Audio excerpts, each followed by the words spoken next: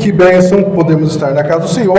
Quero convidar você a abrir a sua Bíblia em Mateus, Evangelho de Mateus, no capítulo 7. Enquanto você abre em Mateus capítulo 7, eu vou ler o tema do nosso mês, que é o plano perfeito de Deus. E o tema de hoje é reforce a base. E é um tema muito bem-vindo, porque nós estamos começando um novo ano e nós precisamos de fato reforçar as nossas bases, e bases aqui é no sentido de alicerce, de fundamento. Então, isso está baseado em 1 Coríntios capítulo 3, versículo 11, que diz que ninguém pode colocar outro fundamento além daquele que já está posto, o qual é Cristo Jesus. Mateus capítulo 7, versículo 25, Jesus começa a contar que caiu uma chuva e transbordaram os rios. Então não foi uma chuva qualquer, foi uma chuva muito forte. Caiu a chuva, transbordaram os rios, sopraram os ventos e deram com força contra uma casa, que não caiu, porque esta casa estava edificada, estava construída sobre a rocha. A rocha aqui é o sinônimo de uma base inabalável, de um fundamento, de um alicerce inabalável. E aí ele diz: e todo aquele que ouve as minhas palavras e não as coloca em prática, será comparado a uma pessoa insensata. Essa pessoa que ouve as palavras do Senhor, mas não coloca em prática aquilo que ela aprende, ela será comparada a uma pessoa insensata que edificou a sua casa sobre areia. E caiu a chuva, e transbordaram os rios, sopraram os ventos, e deram com força contra aquela casa, e a casa não resistiu, e como diz o povo, a casa caiu, porque foi construída sobre a areia. Então, no versículo seguinte, Jesus diz o seguinte: quando Jesus acabou de proferir essas palavras, estavam as multidões maravilhadas da sua doutrina, porque ele as ensinava como quem tem autoridade e não como os escribas. Glória a Deus. Meu irmão, minha irmã, você já... com certeza, né, quando era criança, você brincou daquela brincadeira do que é, né? Então, essa brincadeira sempre foi muito famosa. Então, nós vamos fazer uma brincadeira agora. Eu vou perguntar o que é, e você vai dizer fundamento. Amém? Então, vamos lá. O que é? Que ninguém vê, mas tudo sustenta. De novo, o que é? Que ninguém vê, mas tudo sustenta. Ah, ficou melhor. Terceira vez. O que é? Que ninguém vê, mas tudo sustenta. Fundamento. E aí, fundamento pode ser sinônimo de alicerce, pode ser sinônimo de base, tudo é a mesma coisa. Amém? Então, meus irmãos, toda a construção, ela começa por algo que a gente não vê. Ô, minha irmã, obrigado, glória a Deus. Vai deixar aqui o outro... que você vai abastecer o copo do Melquisedeque? Vai que precisa, né, irmão? Glória a Deus, né? Toda a construção, meu irmão, minha irmã, ela começa pelo fundamento, ela começa pelo alicerce, ela começa pela base. Eu me lembro uma vez que eu comprei um terreno e a gente ia construir. E a pessoa que estava fazendo o projeto para mim, ele falou assim: ó, prepara o bolso, porque na hora do alicerce você vai chorar, porque vai ser dinheiro que você vai gastar e você não vai ver um tijolo aparecendo. E você, mas não é possível que é desse jeito, né? E aí então o pessoal começou a trabalhar, começou a fazer os buracos para receber o alicerce, e aí o engenheiro me mandou comprar os ferros que ia dentro daquele buraco, e os ferros eles tinham uma espessura estrutura que foi projetada, que foi calculada, eles eram amarrados, tinha todo um jeito de fazer o negócio do alicerce, e eles enfiavam aquela estrutura de ferro naqueles buracos que sumia lá dentro, e aí depois eu falei, agora você vai comprar o concreto, que o concreto vem pronto, né? E aí começou, né, a aparecer caminhão lá, e aparecer caminhão, e os caminhões com as mãos despejando aquele concreto aí, e eu falei, meu Deus do céu, onde é que está esse concreto? Não é possível, né?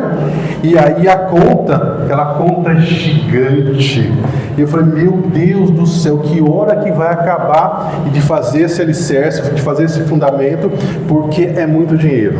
Só que se não tem uma base forte, se não tem um alicerce forte, o que acontece? A casa pode literalmente cair. Então, meu irmão, minha irmã, nós estamos falando tudo isso porque nós estamos num momento especial para lembrar que na nossa vida a gente também precisa de ter base, a gente precisa ter alicerce, a gente precisa ter fundamento em todas as áreas da nossa vida. O grande problema é que a maioria de nós não é ensinado sobre essas coisas. E aí a gente entra para a vida tentando se defender do jeito que a gente acha que tem que fazer, do jeito que a gente viu outras pessoas fazendo, só que se as outras pessoas que a gente viu, se elas erraram, a gente vai errar também. Mas glória a Deus que o Senhor tem misericórdia da gente e começa a nos ensinar. Então, veja que coisa boa, se no final do ano é um momento que a gente precisa obrigatoriamente parar e fazer uma avaliação de como foi o nosso ano ao longo daquele período, como é que foi a nossa vida ao longo daquele período. E claro que a gente não vai fazer isso só no final do ano, a gente vai fazer isso ao longo do ano, mas em especial no final do ano. No início do ano é o momento da gente parar e falar assim, bom, o que é que eu quero para a minha vida ao longo desse ano? O que eu quero para a minha família ao longo desse ano? E aí a gente começa a fazer uma lista de coisas. E está tudo bem fazer isso, a gente precisa mesmo fazer. O que a gente não pode? Esquecer do fundamento, a gente não pode esquecer da base, a gente não pode esquecer do alicerce. Porque se a gente só pensa nas coisas que a gente quer construir, é mais ou menos como se a gente começasse pelo telhado. Vou começar a minha casa pelo telhado. Aí você compra as telhas e você espalha as telhas pelo chão e não tem parede, não tem casa. Então, a gente precisa de uma base. E como é que a gente faz isso? A gente faz isso dividindo áreas da nossa vida que precisam de uma sustentação forte, precisa de um alicerce forte. Porque eu imagino que ao longo desse ano você quer um relacionamento melhor com o seu cônjuge, se você é casado, se você tem filhos.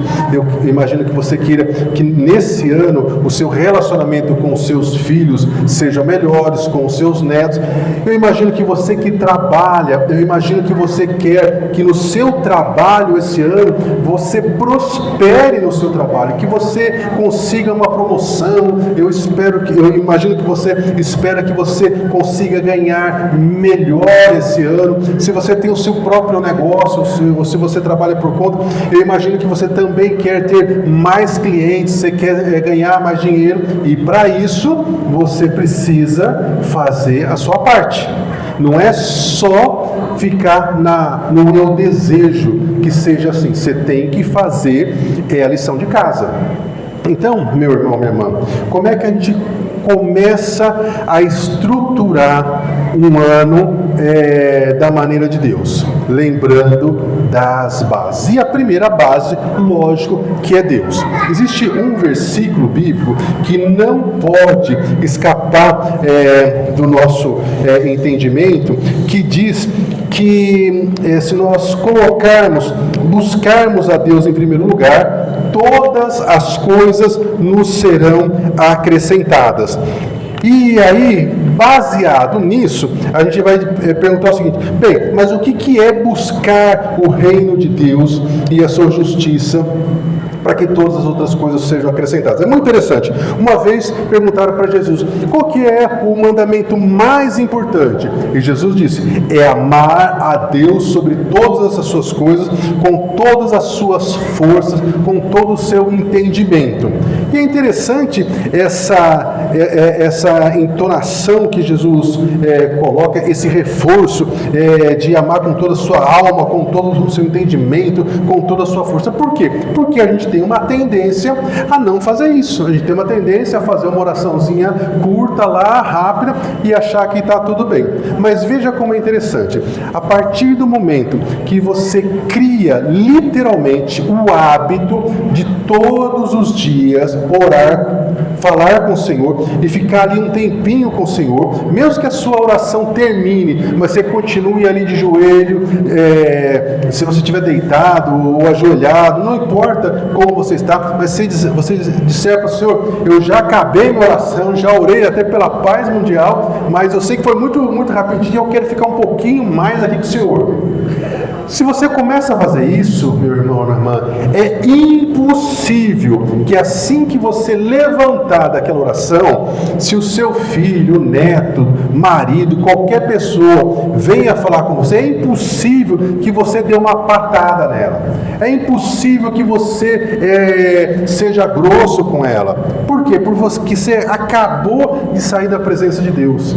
Então, as pessoas que têm o hábito de falar com Deus, de ficar mais na presença de Deus, elas começam a ter muitas vantagens. E uma delas é o domínio próprio, é o controle sobre as suas próprias emoções. E quantas barbaridades não são feitas por falta de controle sobre as emoções? Morte no trânsito, por exemplo, né? Uma pessoa lá briga com a outra no trânsito lá, um puxa uma arma e a desgraça está feita. Então, nós precisamos ter o hábito de colocar Deus em primeiro lugar no nosso dia, todos os dias, porque se nós fizermos isso, nós vamos estar melhorando o nosso relacionamento com Deus e vamos estar melhorando a nós mesmos como pessoas. E em pouco tempo alguém vai dizer, nossa, mas você está diferente, você está mais calmo, você está mais controlado, o que você fez? O que aconteceu? E você vai dizer, eu estou orando mais. Provavelmente a pessoa não vai acreditar, mas glória a Deus. O que importa é que você está diferente. Então, meu irmão, esse hábito de falar com Deus vai fazer toda a diferença na sua vida. E você precisa fazer isso não por obrigação, mas porque você vai entendendo que isso vai te ajudar a ser uma pessoa melhor. A gente não faz nada por obrigação. Tanto é que com o começo do ano, todo mundo faz lá promessa para fazer algum tipo de exercício, para emagrecer, e à medida que que os meses vão passando, a gente vai abandonando, porque não é fácil. Bom, então, a primeira base para você começar bem o ano, primeiro o alicerce, primeiro fundamento, é, evidentemente, você melhorar o seu relacionamento com Deus. A segunda base, o segundo alicerce que você tem que ter em mente, se você é casado, é o seu cônjuge, seu marido, sua esposa. E é muito comum, principalmente as mães que têm filhos pequenos, dizer, não, a minha segunda prioridade não pode ser meu marido. A primeira ser Deus, eu concordo, mas a segunda ser meu marido, eu não acho justo. Tem que ser meu filho, porque meu filho é pequeno, meu filho tem necessidade, meu filho isso, meu filho é aquilo. E a pergunta, minha irmã, que a gente sempre tem que fazer é o seguinte: se essa pessoa não tivesse marido, ela teria esses filhos? Não teria esses filhos. Se essa mulher ficar só dando atenção, né, para esse filho e começar a negligenciar o marido não vai embora? Vai embora, né? Tanto de mulher que tem nesse mundo, então, misericórdia, né? Então, minha irmã, o que tem que ser feito? Tem que ser feito as coisas com equilíbrio. Até porque, depois do seu amor para o seu filho, a segunda coisa que você pode dar de mais importante para o seu filho é um modelo de família que não é perfeita, mas é uma família em que há problemas, os problemas são resolvidos com respeito, há diferenças, mas essas diferenças elas são resolvidas com respeito, porque quando ele crescer, for adulto, se casar, ele vai se lembrar que na casa dele, você e o seu marido tinham diferenças, vocês tinham dificuldades, mas vocês, com respeito, vocês resolviam as diferenças. Porque senão o que ele vai fazer? Ah, me casei, mas eu sou incompatível com a minha esposa e eu só descobri depois que eu casei. Todo mundo, depois que casa, descobre que a outra pessoa não era bem aquilo que ela imaginava. E aí o cônjuge dessa pessoa vai pensar a mesma dela, porque é natural. A gente, a gente esconde algumas coisas, a gente não mostra tudo, e para piorar, ao longo dos anos, nós também vamos mudando. Coisas que eu gostava, coisas que eu fazia quando eu era mais jovem, agora que sou mais velho, eu não gosto, não faço, já sou uma outra pessoa. Então, se você é casado, você precisa cuidar do seu cônjuge. E olha que coisa curiosa, e uma das maneiras de você cuidar bem do seu cônjuge é cuidar bem de você mesmo. Por quê? Porque se você começar a andar muito nervoso, muito nervosa, muito ansioso, muito ansiosa, qual que é a tendência? É descontar na pessoa que está ao seu lado. Então você precisa cuidar bem de você, estar bem emocionalmente, cuidar da sua saúde, para que você não seja uma pessoa azeda que o seu cônjuge tem que suportar. Olha que coisa! Quando a gente viaja de avião, as companhias sempre falam assim, antes do avião decolar, em caso de necessidade, máscaras de oxigênio cairão e você precisa colocar máscara de oxigênio primeiro em você, mesmo que você esteja do lado de uma criança ou de uma pessoa idosa. E por quê? Porque quando falta o oxigênio no avião, as pessoas desmaiam muito rápido. Então, se você ficar lá cuidando, querendo ajudar uma criança ou uma pessoa idosa, você vai desmaiar e você não vai ajudar ninguém. Então, vai ser mais um para dar trabalho. E na nossa casa, a gente também precisa ter essa preocupação de cuidar da nossa condição emocional, da nossa saúde, para que a gente esteja equilibrado, para que a gente esteja bem. E olha que coisa legal. A partir do momento que você cuidou da primeira base, que é estar falando com Deus todos os dias, você já está cuidando disso, porque o fato de você estar falando com Deus todos os dias e falando mesmo do jeito que deve, isso vai trazer paz ao seu coração, vai te trazer conforto, vai te trazer esperança. Você não vai ficar desesperado, desesperada, ansioso. Não sei o que eu vou fazer na minha vida, acho que vai tudo acabar. Não vai acabar. Você viveu até aqui porque o Senhor te sustentou e o Senhor vai continuar te sustentando. Talvez não seja do jeito que você gostaria, mas Deus vai continuar te sustentando.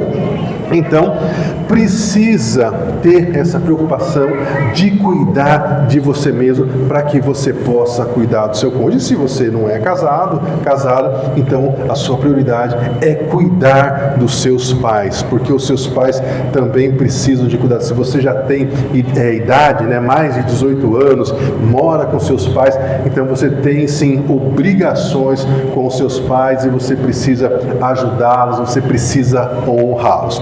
Bem, se você tem filhos, aí agora entra a terceira base, o terceiro alicerce, que é cuidar bem dos seus filhos. E olha que coisa interessante, e de novo nós vamos voltar para a questão do equilíbrio. Vocês vão ver que o equilíbrio, o bom senso, ele vai estar em tudo na nossa vida, e é por falta de equilíbrio, de bom senso, que a gente acaba prejudicado. Então, em Efésios capítulo 6, versículo 4, está escrito: pais, não irritem os seus filhos, antes criem segundo a instrução e o conselho do Senhor. Hebreus capítulo 12, versículo 7 diz: qual pai que não corrige o filho?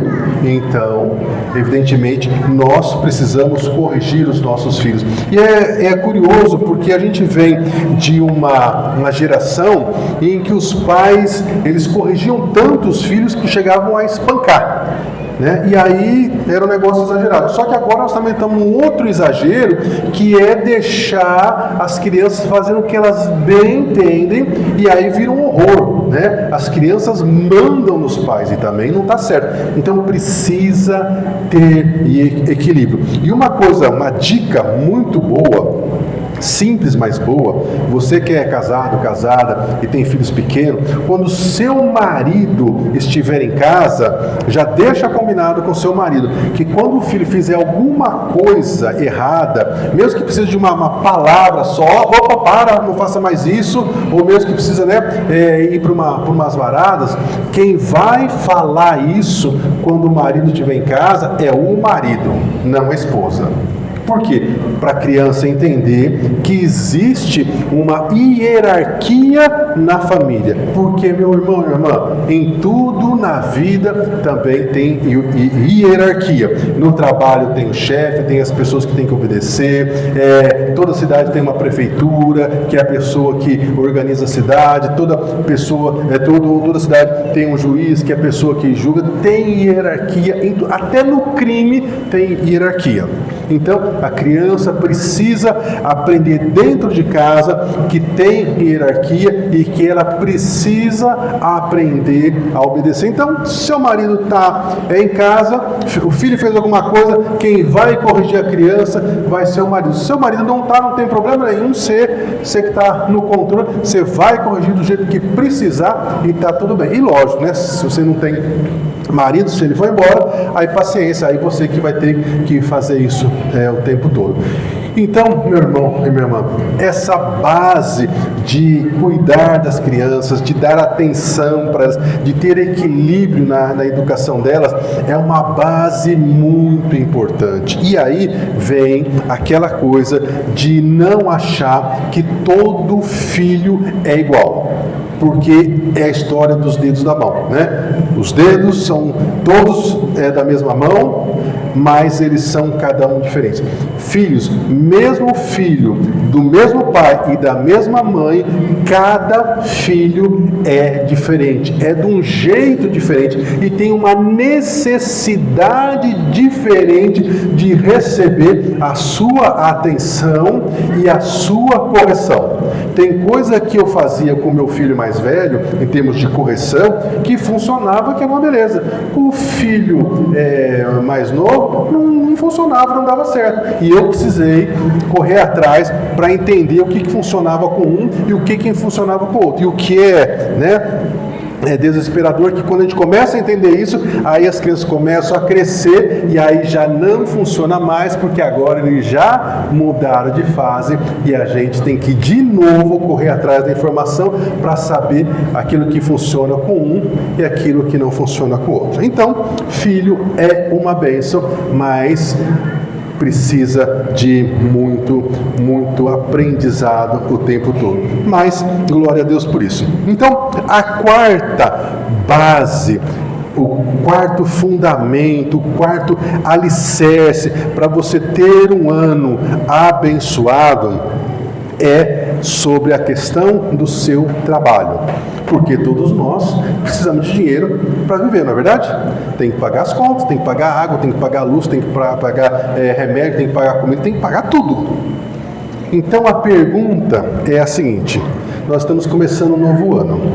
O que você vai fazer de diferente para você ser um funcionário melhor esse ano? O que é que você vai fazer? Porque a nossa tendência é esperar que o patrão me enxergue. O patrão tem que enxergar que eu sou uma boa pessoa, que eu sou um bom funcionário e me dá a oportunidade. Não vai enxergar. Não fica iludido com isso. Você é que tem que se destacar. E mesmo você se destacando, vai ter as pessoas com ciúmes de você, com inveja de você, que ainda vão querer te prejudicar. Mas não é isso que vai te parar. Você tem que passar por esse processo, você tem que aprender que é desse jeito, que o mundo é duro, que o mundo é cruel, mas você está debaixo das asas do Altíssimo, amém? Então, meu irmão, minha irmã, se você é funcionário, se você tem o seu próprio negócio, se você presta serviço, não importa. Se você está trabalhando, você tem que parar e pensar: meu Deus, me ajuda. O que eu posso fazer para ser um profissional melhor? O que eu tenho que fazer para receber mais dinheiro? Porque afinal de contas eu quero dar uma vida melhor para minha família e eu preciso de dinheiro. Ah, meu irmão, minha irmã, você vai receber muito provavelmente alguma resposta do Senhor que passa: e conhecereis a verdade, e a verdade vos libertará. Em que sentido? No sentido que você precisa ter mais conhecimento, mais formação do que as outras pessoas para você se destacar. Então, vamos imaginar que eu quero ser advogado. Não adianta eu chegar lá no fórum e pedir para conversar com o juiz e falar assim: doutor, deixa eu ser advogado, eu não tenho tanta vontade de ser advogado, né? Me fala aí, por favor, para eu poder ser advogado. Ele vai falar assim: não dá, filho, porque você não tem a base, você não tem a estrutura, o fundamento para você ser advogado. Você não sabe como as coisas funcionam no fórum. Aí como é que eu faço para aprender? Agora você está no caminho certo. Você tem que ter conhecimento. Vai estudar, vai fazer uma faculdade de Direito. Vamos imaginar aqui um outro exemplo. Eu quero porque quero ser enfermeiro. Vou ao Hospital Santa Rita, bato na porta lá e falo: por favor, eu quero muito ser enfermeiro. Eu gosto de lidar com as pessoas, eu gosto de ajudar as pessoas. Deixa eu ser enfermeiro. Não dá, porque você não tem a base, você não tem conhecimento, você não sabe o que o enfermeiro faz. Ah, mas como é que eu faço então para aprender? Agora você está no caminho certo. Vai procurar uma escola, um lugar que ensina, e aí eles vão te ensinar. Você vai passar por um período, por um processo para aprender, e aí então você vai ter condições. Sabe, meus irmãos, vamos imaginar que Deus fizesse um milagre e falasse assim: olha, amanhã precisa de uma nova pessoa para ser o auxiliar do governador do estado do Paraná. Pergunto para você: eu e você temos condições de assumir essa função? Nós não temos. Por quê? Porque nós não temos conhecimento suficiente para isso. No futuro a gente pode assumir? No futuro a gente pode, mas não hoje. Então no seu negócio também. Vamos imaginar que você tem uma pastelaria.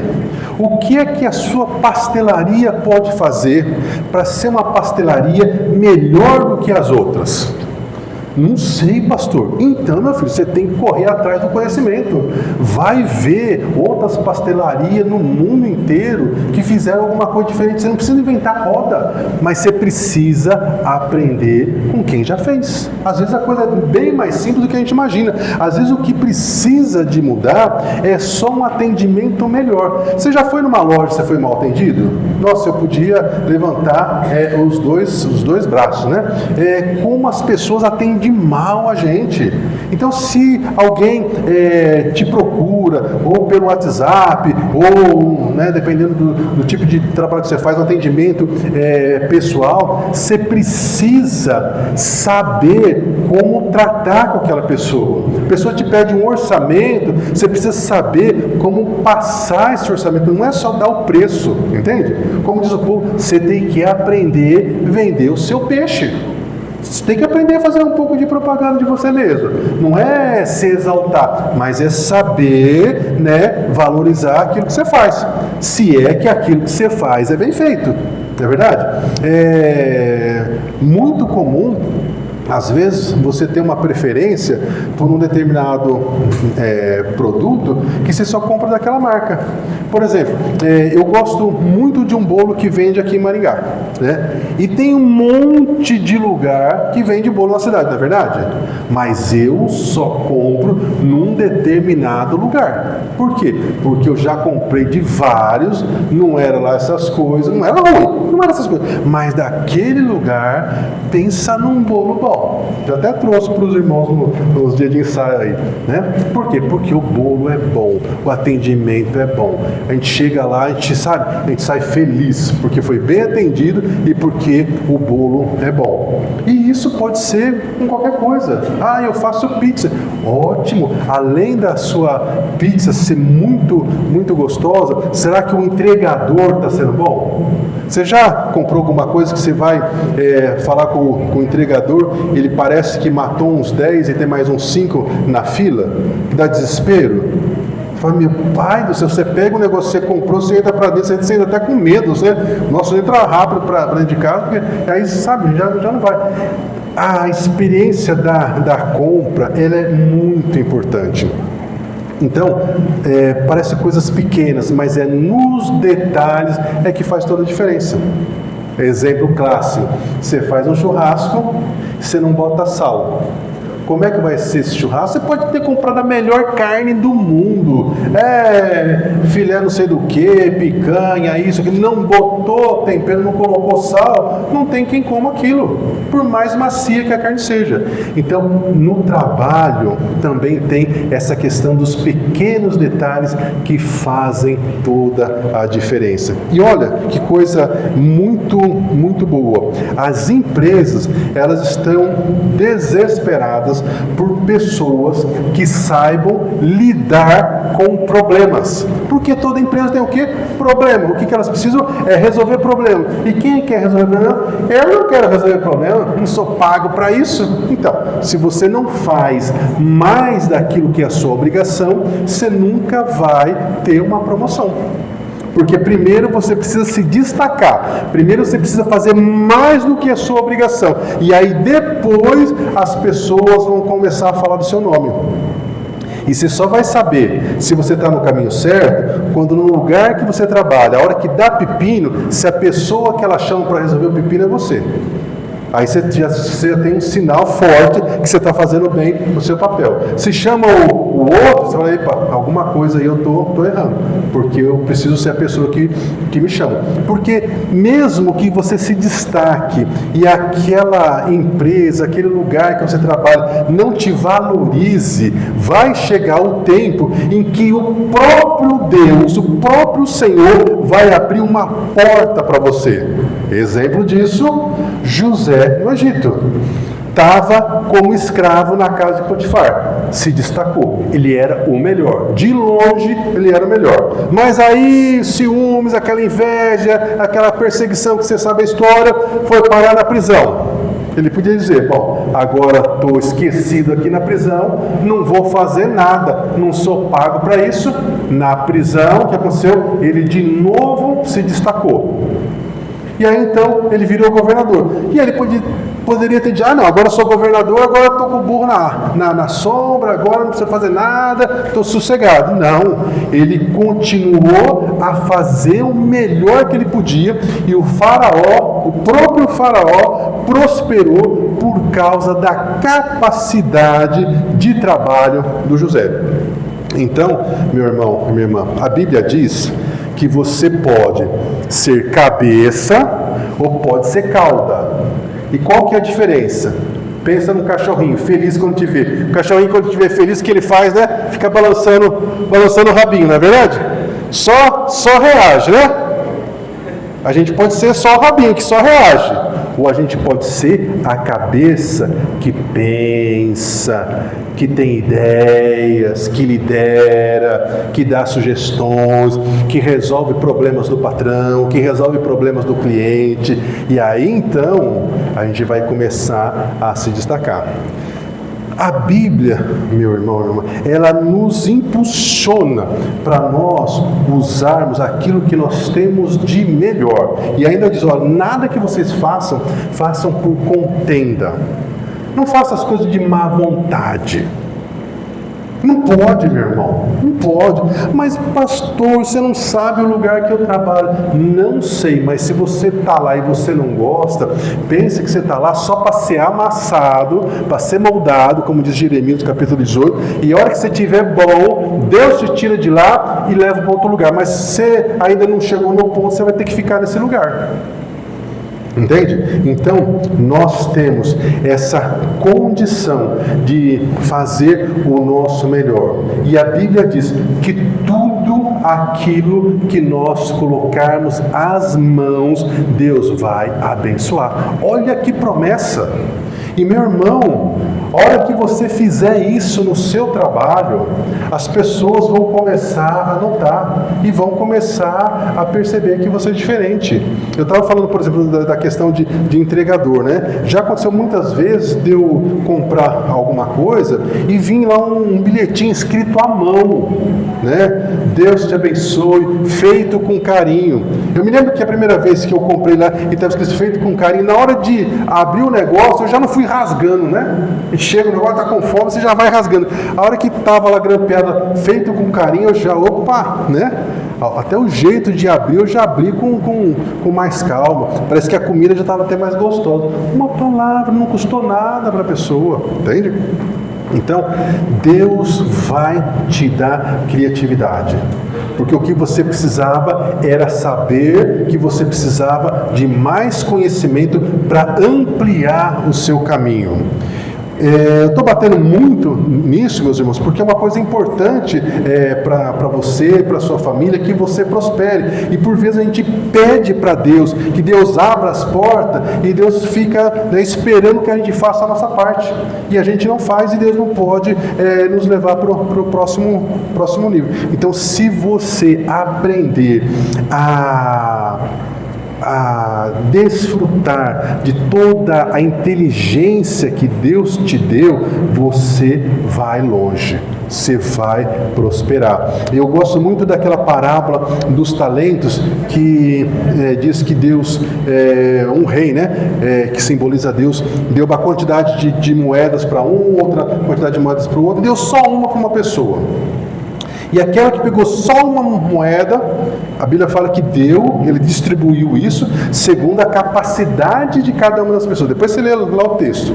E aquela pessoa que recebeu mais moedas, porque tinha mais capacidade, ela dobrou a quantidade de moedas e ela devolveu. Olha, está aqui, o Senhor me deu 5, eu estou devolvendo 10. O outro também devolveu. Agora, quando chegou naquele que só recebeu uma única moeda, porque ele não tinha muita capacidade, ele falou: o Senhor me deu uma moeda, está aqui a sua moeda. Mas por que você não colocou no banco para que rendesse juros? Aí começou a desculpa. Meu irmão, Deus aceita e perdoa tudo, menos desculpa. É melhor você chegar para Deus e dizer: ó, Senhor, me perdoe porque eu fui preguiçoso, me perdoe porque eu não tive conhecimento, me perdoe por isso, para que você fala lá qual que foi o seu motivo, mas não vai justificar um troço que você tinha que fazer e você não fez, porque afinal de contas não dá para enganar Deus, né? Então, esse ano que começa, ele pode ser, na questão profissional, pode ser o melhor ano da sua vida, mas você vai ter que fazer a sua parte. Faça o seu possível e o impossível Deus vai fazer. Dito a questão do trabalho, vamos agora para a parte do din-din, do dinheiro? Eita, que agora o negócio vai ficar ainda pior. Olha só, né? Lucas, capítulo 16, versículo 10. Quem não é fiel no pouco, não é fiel no muito. Como é que está a sua vida financeira? Está sobrando? Ou está difícil, está apertado? Provérbios capítulo 21, versículo 5. Os planos bem elaborados levam à fartura, mas o apressado sempre acaba na miséria. E por que eu enfatizei aqui o apressado? É a pessoa que compra por impulso. Provérbios capítulo 22, versículo 7. Quem pega dinheiro emprestado... mas eu não pego dinheiro emprestado, não pego dinheiro em J. Você parcela suas compras em 10 vezes? Mas é sem juros. Não, ali tem juros. Você que não sabe, mas você está pagando juros. Não disseram para você que tem juros, mas tem juros. Então, quem pega dinheiro emprestado é escravo de quem empresta.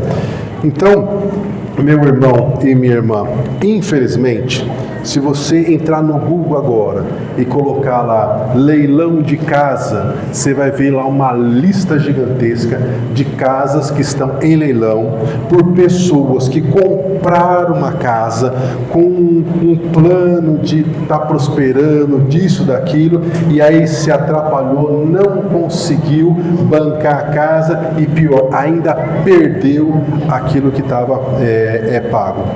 E de carro é a mesma coisa. E por quê? Porque não foi fiel no pouco. Olha, é muito duro o que eu vou falar agora. Mas a gente precisa, para prosperar, a gente precisa aprender a ser fiel no pouco. Como é que funciona isso na prática? Padrão de vida. O seu padrão de vida eu só consigo receber R$ 1.500 por mês. Estou colocando um númerozinho bem baixo aqui para ficar bem difícil o negócio mesmo. Eu só consigo de receita por mês R$ 1.500. Meu irmão, você precisa aprender a viver com tal do R$ 1.500. Você não vai roubar. É com esse dinheiro que você vai aprender a viver. Sabe por quê?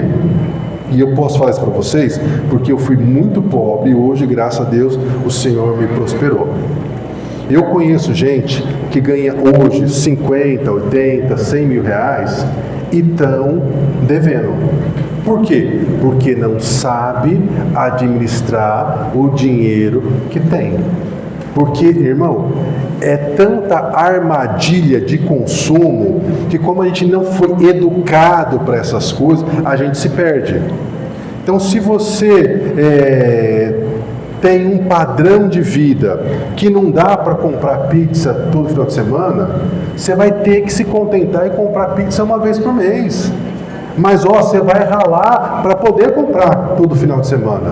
Não é que você vai se conformar, mas você tem que aprender que por um período, por um tempo, não dá para você comer pizza todos. Mas meus amigos comem, não sei quem come, e fica postando então. Mas passa pela prova por um tempo, faz a lição de casa, aprende a administrar o seu dinheiro, ganhando um pouquinho, que quando o Senhor abrir mais portas para você ganhar mais, você não vai gastar aquele a mais que você vai ganhar e você vai começar a economizar.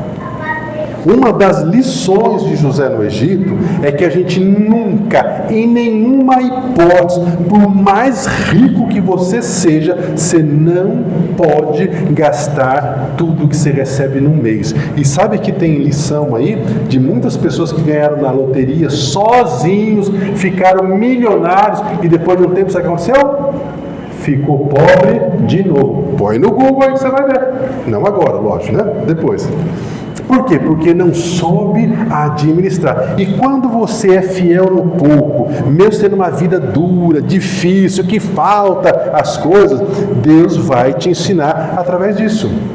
Eu me lembro que quando eu era bem pobrezinho, eu era adolescente, eu só tinha uma calça jeans. E eu me lembro que um dia, eu estava com a calça jeans e eu abria a perna assim. Quando eu abria a perna, eu sentia aquele rasgo. Se você já sentiu esse rasgo, e se você só tinha uma calça, você sabe do desespero que dá. Você fala, não é possível. Senhor, por que o Senhor deixou acontecer isso? E vou contar uma historinha do porquê que às vezes Deus permite que aconteça de mal a pior. Tinha uma família que ele só tinha uma vaquinha. E aí a vaquinha dava leite, daquele leite eles bebiam leite de manhã, eles faziam o queijo, comia o queijo na hora do almoço, tinha uma lá à noite, tomava leite de novo e assim eles iam só com o leitinho daquela vaquinha. E a família, cada vez mais pobre.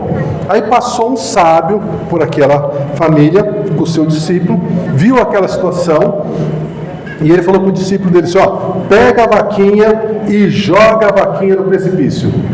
E aí o discípulo falou, mas mestre, mas a vaquinha é a única coisa que eles têm, então joga ela fora. E aí ele jogou pelo precipício, a vaquinha morreu e eles foram embora. Passou-se um ano, eles voltaram naquela casa. A casa bonita, pintada, o jardim arrumado, a cerca que só estava caída, agora estava tudo estruturadinha. Aí o discípulo falou assim, nossa mestre, meu Deus do céu, eu acho que aquela família lá, acho que vendeu a propriedade, porque olha agora como é que está reformado, como é que está bonita. Eu falei assim, não, vamos ver. Bateram lá, era a mesma família. Aí a pessoa que já chegou lá já estava bem vestida e tudo mais, aí o discípulo não aguentou. Mas escuta, mas um ano atrás você estava aqui numa miséria que dava dó, o que aconteceu com vocês? Ah, você não sabe. Teve um dia que aconteceu uma tragédia. A gente tinha uma vaquinha e a gente vivia daquela vaquinha, mas a vaquinha caiu no precipício e aí a gente não tinha mais leite. E aí a gente precisou se virar. Aí cada um da família foi arrumar um emprego. E aí a gente começou a progredir. E aquela vaquinha ter morrido foi a melhor coisa que aconteceu na nossa vida. E às vezes, Deus tem que fazer isso com a gente. Tem que fechar umas portas, E a Bíblia fala que Deus abre porta e Deus fecha a porta. E a porta que Ele abre, ninguém fecha. Mas a que Ele fecha, também ninguém abre. E às vezes a gente fica insistindo em porta que Deus fechou. E José, no Egito, ele nos ensinou que a gente nunca pode gastar tudo que a gente ganha. Qual que foi a lição que ele disse? Olha, de tudo que você receber ao longo do mês, você tem que obrigatoriamente guardar uma parte, porque você não sabe o dia de amanhã. Na vida do faraó, estava profetizado que ia ter um período de muita seca, que ia quebrar os agricultores, ia quebrar a economia, mas que eles precisavam guardar alimentos, porque eles teriam em abundância. Então isso é uma lição que serve para nós, para todo mundo. Do dinheiro que você recebe todo mês, você tem que aprender a viver o seu padrão de vida de modo que você consiga guardar um pouco. O quanto você vai guardar, no começo não importa muito, porque o que precisa é mudar a sua mentalidade. Você não vai ser mais o gastão. Ah, recebi 2.000, gastei os 2.000. E tem gente que é pior, Recebeu 2.000 e gastou 2.500. Entende? Você vai receber 2.000 e você vai gastar no máximo 1.900. Para pelo menos R$100 você colocar na poupança. E aí, com isso, você muda a mentalidade. Aí, a hora que Deus abrir a porta de R$2.000, você passar a receber 4.000, você vai no começo continuar vivendo mais ou menos parecido. Claro que uma coisinha ou outra ali você vai melhorar, mas você vai continuar a guardar. Só que agora, em vez de guardar R$100, talvez você vai guardar R$1.000. Olha só, em 12 meses vai dar R$12.000. Em 10 anos dá R$120.000. Isso num exemplo simplesinho. Então, meus irmãos, tudo passa pelo conhecimento. Conhecimento sobre como administrar o nosso dinheiro.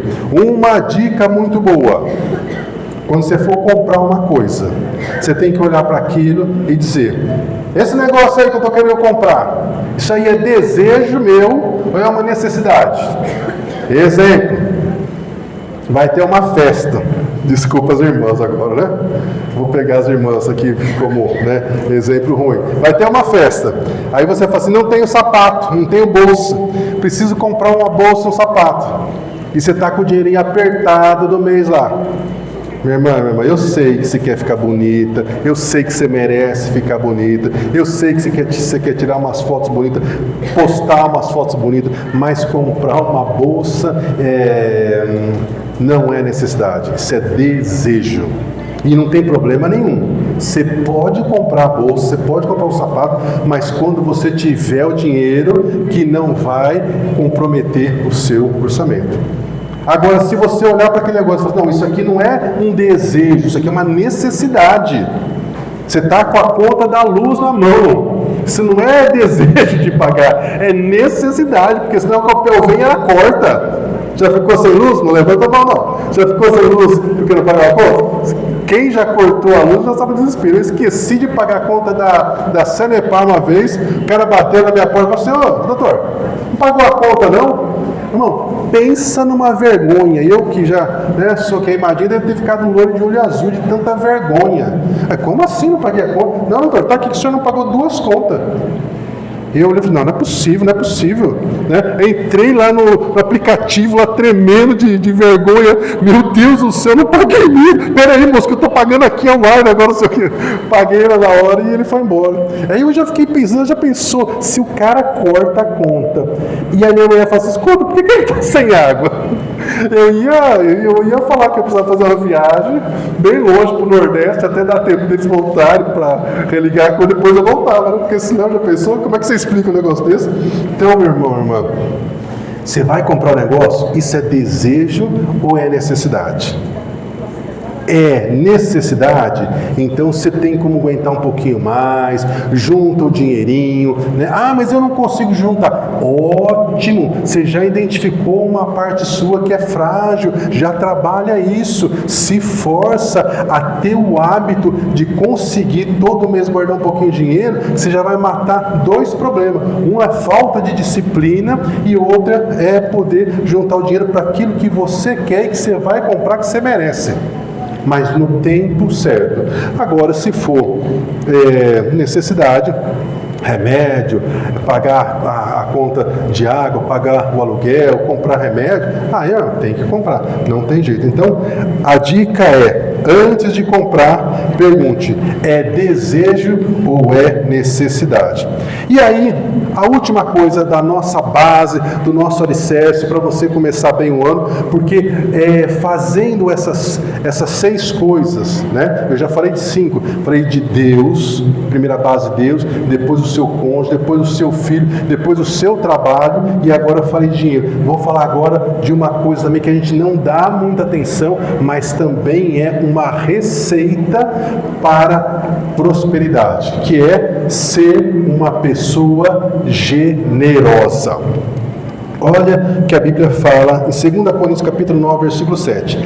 Cada pessoa dê conforme determinou em seu coração, não com pesar ou por obrigação, porque Deus ama quem dá com alegria.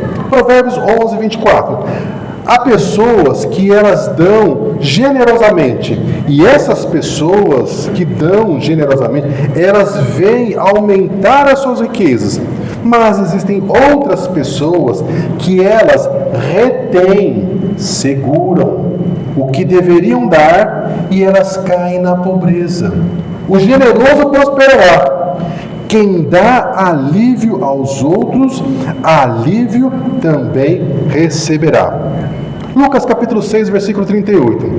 Deem, e lhes será dado uma boa medida, recalcada, sacudida e transbordante, pois a medida que vocês usarem para ser generosos, também será usada essa mesma medida de generosidade para com vocês. O generosidade estou colocando aqui para facilitar a nossa compreensão. Tiago capítulo 2, versículo 15.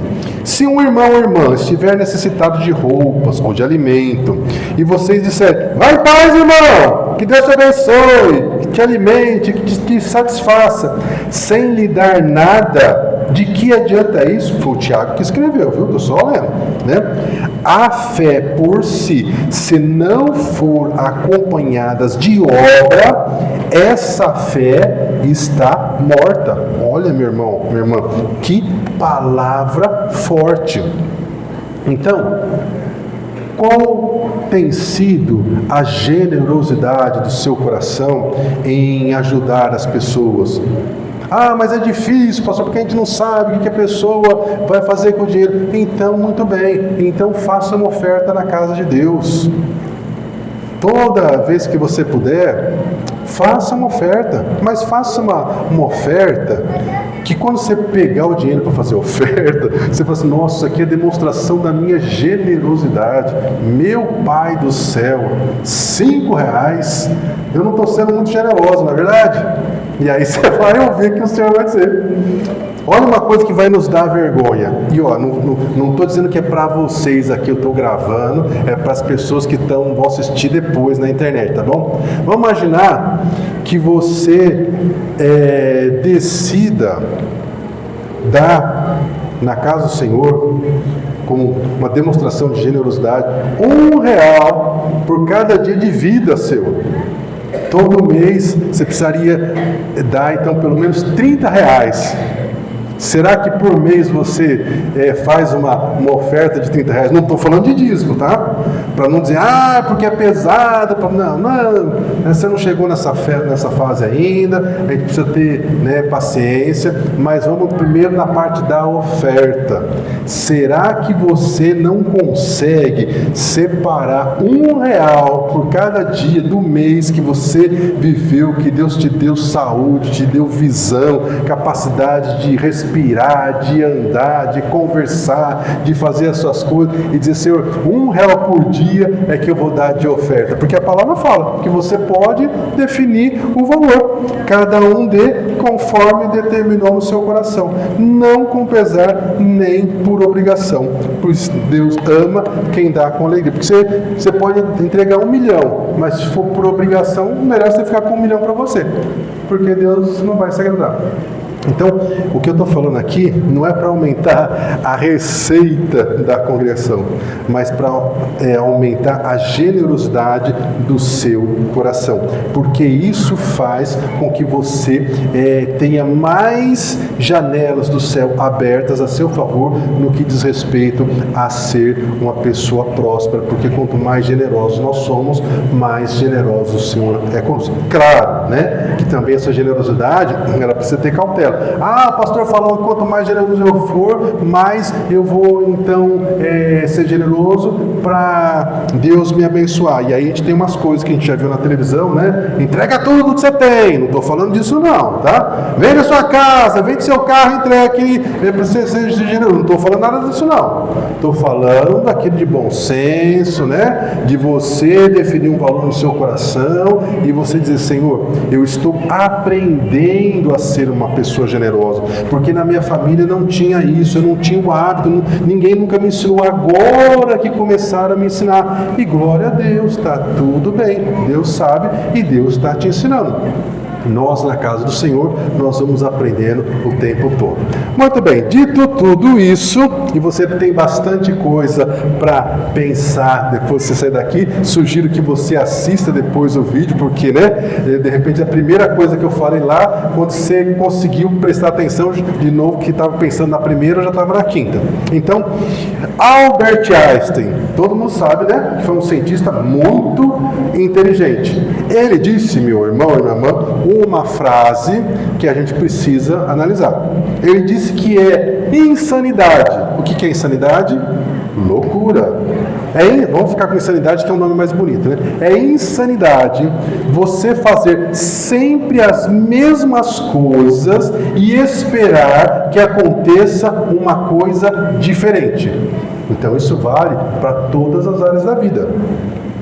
Se você quer que coisas diferentes aconteçam na sua vida nesse ano de 2026, você precisa fazer coisas diferentes.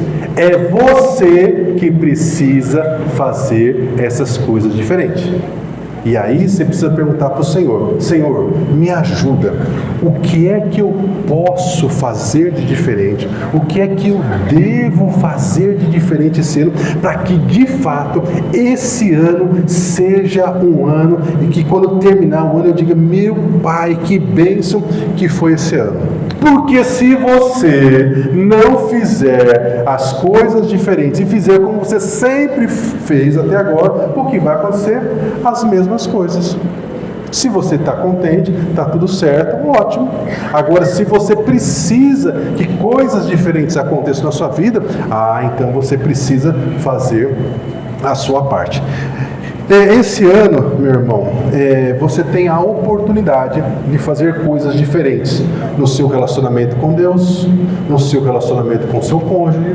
Você pode tratar o seu cônjuge esse ano melhor do que você sempre tratou. Olha que coisa boa, né? Claro que a gente precisa ensinar o seu cônjuge também a te tratar melhor esse ano do que ele tratou os outros anos, não é verdade? Então, traz ele para a igreja, que aí a gente fala para os dois, senão fica desequilibrado e precisa ter equilíbrio. Você pode ter um ano que o seu relacionamento com o seu filho vai ser muito melhor do que o ano anterior. Você pode ter um ano em que o seu trabalho vai ser um ano de trabalho muito melhor do que já foi até aqui. Você pode ter um ano em que as suas finanças foram muito melhor do que todos os outros anos, porque você começou a fazer a sua parte, a fazer coisas diferentes. Lembre-se, você é cabeça, você não é cauda. Você pensa, você tem ideias, você pede para Deus e Deus. Você não fica só reagindo àquilo que acontece com o país, com o governo, se é direita, se é esquerda. Mas, irmão,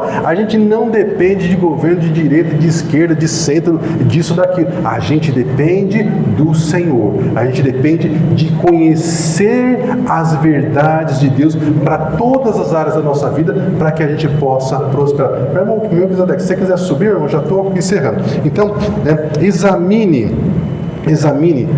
quais são as coisas que você quer fazer, que você quer ter, que você quer conquistar ao longo desse ano, e depois de pensar no que você quer ter, o que você quer fazer, o que você quer conquistar, você tem que fazer a pergunta: o que eu vou fazer? Quais são as estratégias que eu vou usar para conseguir essas coisas? E é lógico que você vai precisar ir à luta. É lógico que vai exigir de você sacrifício. Mas sem luta, meu irmão, não tem vitória. Você vai ser luta e Deus te dá a vitória. Então, examine também quem são as suas amizades, quem são os seus amigos, o que eles conversam, quais são os exemplos que eles dão para você, porque eu e você, nós somos uma espécie de média das pessoas com as quais nós conversamos. Se as pessoas que você convive são pessoas acomodadas, que não querem prosperar, que para elas viver do jeito que tá bom, embora elas reclamem muito, no fundo, logo você vai ser como elas. Mas se você convive com pessoas que enxergam oportunidades por todos os cantos, você vai ser uma pessoa que vai começar também a enxergar oportunidades, e logo Deus vai abrir a sua visão para que você entenda qual é a porta nova que Ele quer que você passe. Então, ao longo desse ano, você também vai ter muitas aflições, infelizmente. E isso é a Bíblia que diz: nesse mundo, nós teremos muitas aflições. Nós conseguimos controlar para que as aflições não cheguem? Não, nós não conseguimos controlar para que as aflições não cheguem até nós, mas nós conseguimos controlar a maneira em que nós reagimos quando as aflições, quando os problemas, quando as más notícias vierem. E infelizmente elas virão para cada um de nós, mas se nós estamos com a nossa base no Senhor, nós temos esperança, confiança que o Senhor no final dará vitória. Amém? Construa uma base forte, sólida, reforce todas as bases da sua vida. Vamos levantar, vamos louvar, depois eu vou voltar para orar.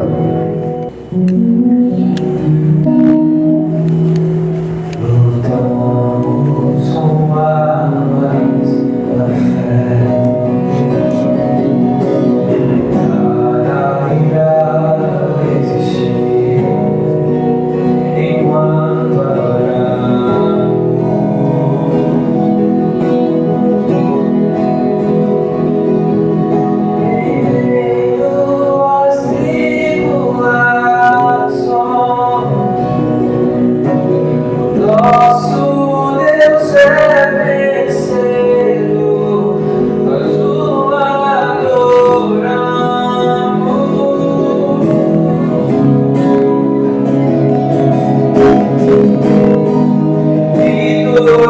vitorioso és, na tempestade está. Teu nome infalível é, os reinos vêm e vão, teu trono acima está. Teu nome imutável é, o inferno não prevaleceu e nada irá impedir, eu te adorarei.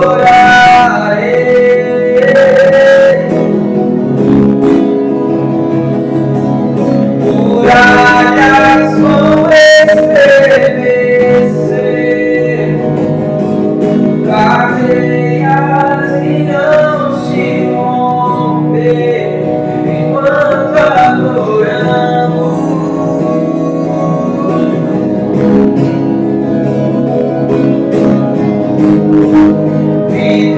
Vitorioso é, na tempestade está.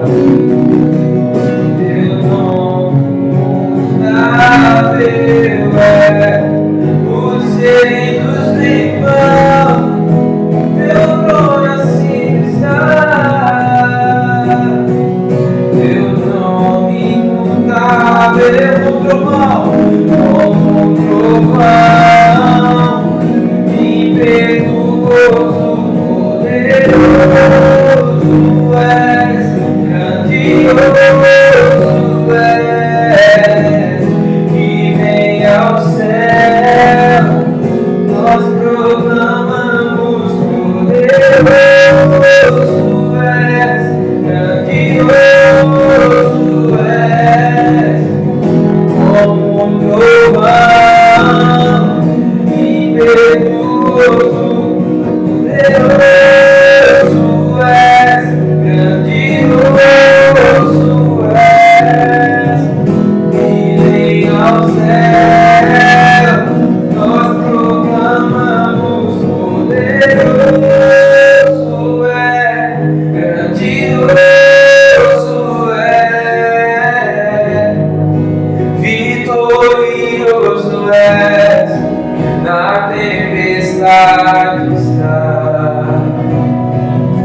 Teu nome infalível é, os reinos vêm e vão, teu trono acima está. Teu nome imutável, como um trovão, impetuoso, poderoso és, grandioso és, que vem ao céu, nós proclamamos poderoso és, grandioso és, vitorioso és, na tempestade está.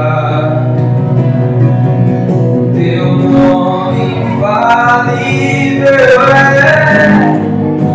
os reinos vêm e vão, teu trono acima está.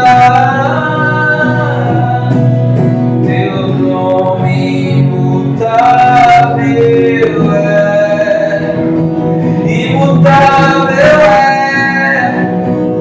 teu nome é imutável, imutável, teu nome é imutável, teu nome é imutável, Jesus, Jesus, reina sobre nós o teu nome.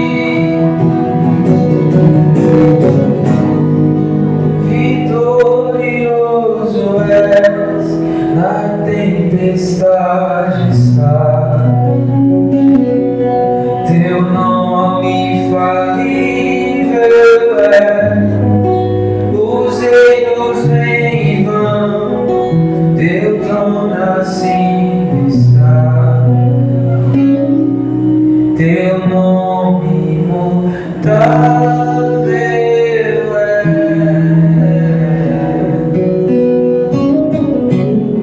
Aleluia, Senhor.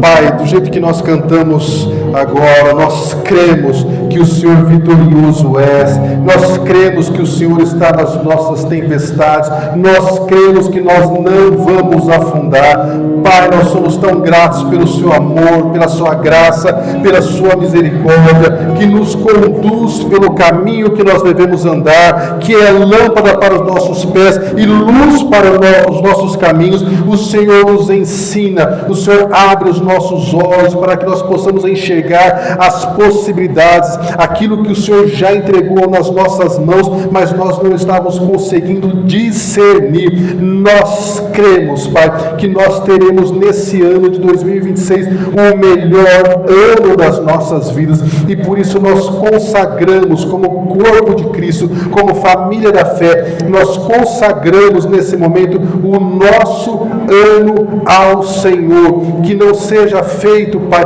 as nossas vontades, mas que seja feita os teus planos, aquilo que o Senhor mesmo projetou para nós. A tua palavra declara que o Senhor coloca em nós tanto o querer quanto o realizar, que esse querer, esse realizar, eles venham do Senhor, para que nós possamos entender que esta é a sua boa, perfeita e agradável vontade para nós, para nossa casa, para nossa família. Também colocamos, Senhor, cada pessoa da nossa casa diante do Senhor. Nós os apresentamos, nós clamamos por aqueles, Pai, que ainda não te conhecem, que o Senhor se revele a eles da mesma forma que o Senhor se revelou a Paulo, que eles tenham a experiência do novo nascimento, que eles se convertam, que eles caiam em si, que eles se arrependam nos seus pecados, Pai, que eles abandonem os vícios, que eles abandonem a bebida, que eles abandonem as más companhias, que eles abandonem, Pai,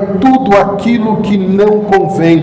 Também clamamos, Pai, pelos irmãos da congregação, que o Senhor continue a guardar, a proteger a cada um deles, que aqueles que estão com a saúde debilitada, que o Senhor restaure a saúde, com aqueles que estão com problemas nos relacionamentos familiares, Pai, que haja tua paz sobre essas famílias, sobre aqueles que precisam, Senhor, de direção para esse novo ano, que o teu Espírito Santo fale com cada um deles, e nós agradecemos, porque até aqui o Senhor nos ajudou, e nós declaramos que com o Senhor ao nosso lado, nos guardando e nos protegendo, nós não temeremos mal algum, porque a tua palavra declara que os planos e pensamentos que o Senhor tem a nosso respeito são de paz, para nos dar futuro e esperança, e nós queremos viver tudo aquilo que o Senhor tem para nós. Nós declaramos que nós somos aquilo que a tua palavra declara que nós somos. Nós podemos ter e teremos tudo aquilo que a tua palavra declara que nós podemos ter, porque nós estamos firmados na base certa, que é Cristo Jesus, o autor e consumador da nossa fé. Que o teu grande amor, Pai, a graça do Senhor Jesus e as consolações do teu Espírito Santo estejam com o teu povo hoje, sempre e eternamente. E o povo de Deus diz amém. Vamos aplaudir o Senhor. Aleluia, aleluia, glória a Deus.